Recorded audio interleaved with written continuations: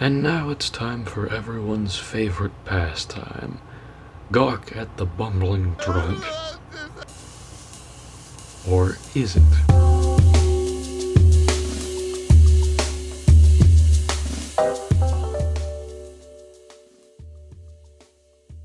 Yeah, spoiler alert, this one's going to be a bit of a doozy on the quality control front. But anyways, welcome back to the worst channel in all of YouTube. I'm DipperGames420, and today we're going to be taking a look at the Figuarts Super Saiyan Trunks Boy from the Future, or as most people call him, 3.0 Trunks. This guy was announced at Tamashii Nations event 2022 at a retail price of about 65 bucks, scheduled for an April release for Japan and a May or June release for everyone else. Thankfully, this one's a regular release, so to preface, much like the monkey, this is the first version of the figure. This is not a reissue or anything like that, so your copy of Trunks may not suffer from any of the issues seen in this video. So the box is pretty par for the course for Figuarts these days. You get a clear window that shows Trunks, his name, as well as a picture of him. For some reason they moved the Tamashii Nations quality seal from over here to here. Get some logos on the bottom, designed by Tamashii Nations in Japan, Bandai Spirits made in Vietnam. Figuarts Super Saiyan Trunks Boy from the Future on the window, as well as a picture of his face on the top, his hand, his arm, and his foot on the side, as well as his name. A whole slew of pictures of him on the back, and fun fact, none of these pictures have the correct colors. For starters, the jacket is entirely different to what you're going to be seeing later on, and the images themselves were released with a green tinge, and judging by the way they are in the box, I don't think Tamashii corrected the obvious green tinge that these pictures have, so that's wonderful.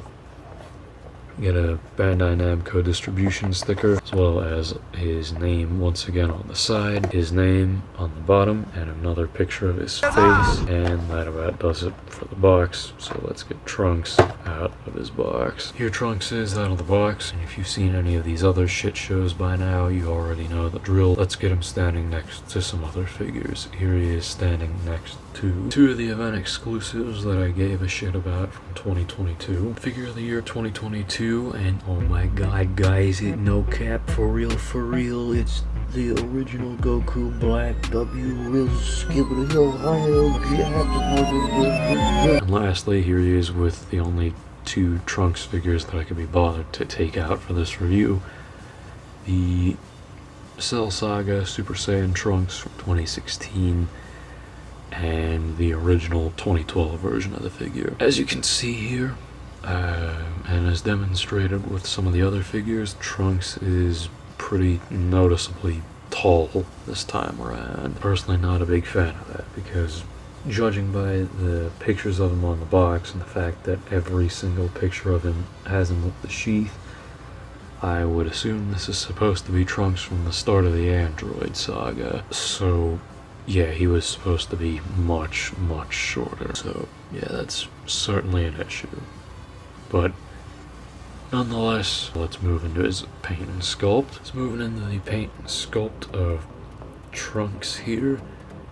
And I mean, he looks good, but there are certainly issues that have to be brought up right off the bat. For starters, I do not like the glossy finish that they gave 90% of his body. His face doesn't have the glossy finish either, his hair doesn't have it. It's only the body that seems to have it for some reason, and I do not care for that at all. Another thing of note is that he is very lightweight, does not feel particularly sturdy at all, and you'll be seeing that very shortly. But otherwise, he looks really good. The sculpt work is really clean.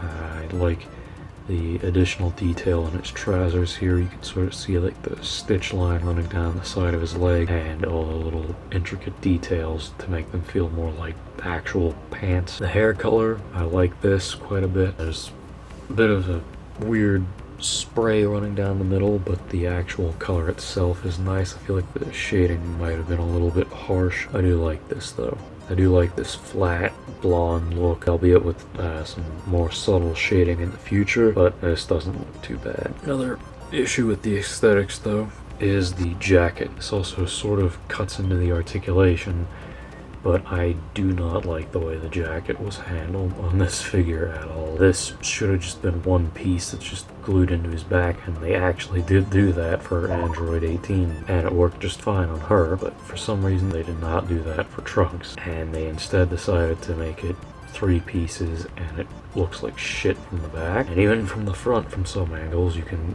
actually just see right through his collar. If I can angle it correctly, yep, you can see right through his collar. Otherwise, this figure is really good on the aesthetics front. One last thing that I will note before we move on, and this is the first of the quality control issues that we'll get into here. On just about every single copy, if you were to compare them to the promotional images, the lower waist is on backwards. You can see right now it has a V, but most of the copies I've seen, including mine, had a flat spot on the front. This doesn't seem to affect the articulation or anything like that at all.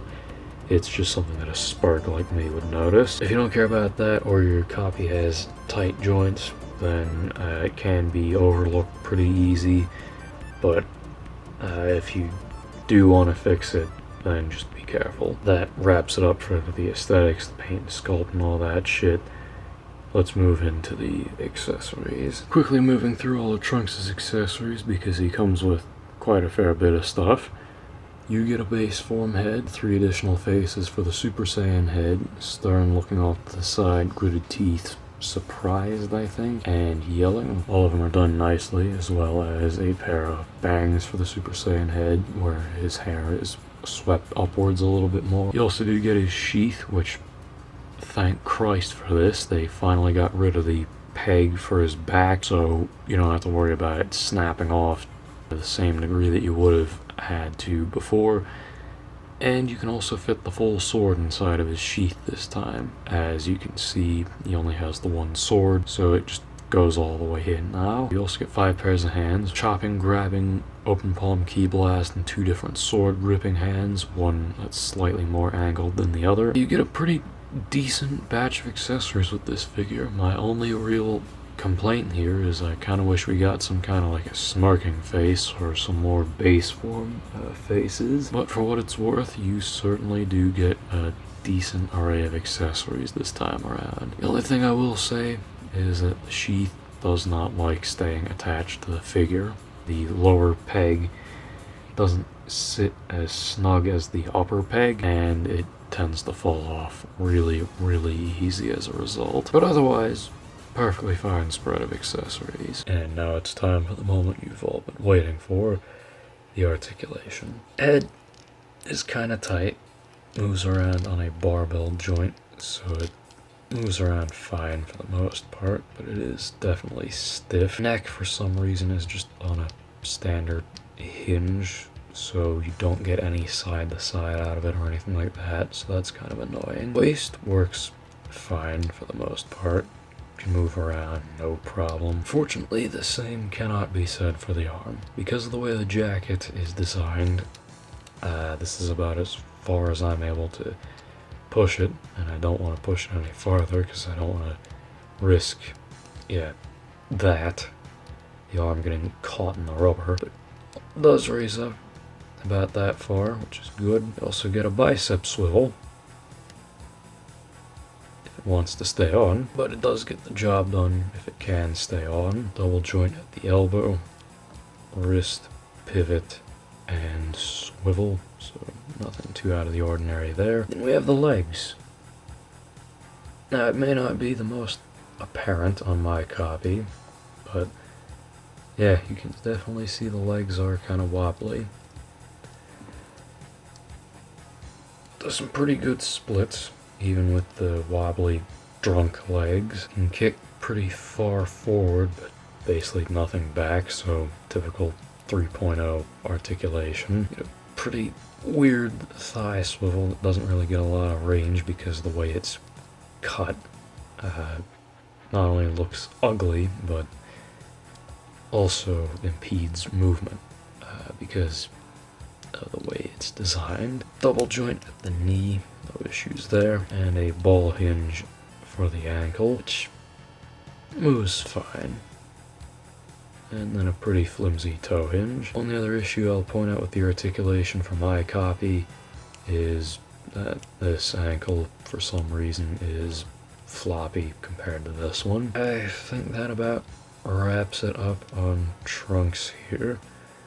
So let's move on to my final thoughts. Putting my bias for trunks aside, there are definite issues with this figure. His legs are wobbly, his arm likes to fall off quite a bit. I do not like the finish on his body. The plastic is really hollow and cheap feeling. And then there's a couple other things that I've already mentioned that I'm not the biggest fan of. So overall, what are my thoughts on this figure? I think my shitpost from earlier on last year kind of sums it up. Definitely not figure of the year material, not by a long shot. Is he an improvement over the original? Debatably so, yes. There are things that are better than the original on this. The articulation is much, much better in the arms and the head than what was on the original, and the sheath not snapping off is, again, a step in the right direction. But the loose joints and the overall quality of this figure is most certainly not an improvement over the original. So at the end of the day, if you have the original and you don't think this is going to be much of an improvement, then yeah, you don't need this. You can very easily wait for something like a reissue or something of that sort, or even just skip this release and just stick to the original. But if you don't have trunks or are an average trunks enjoyer, much like myself, then yeah, I would absolutely recommend you pick this figure up. He's gonna need some touching up to really perfect the figure, but once you have something that's fine-tuned to your liking, this figure will definitely be a good one to mess around with. But in any case, this has been Dipper Games 420, and I'll see you guys next time.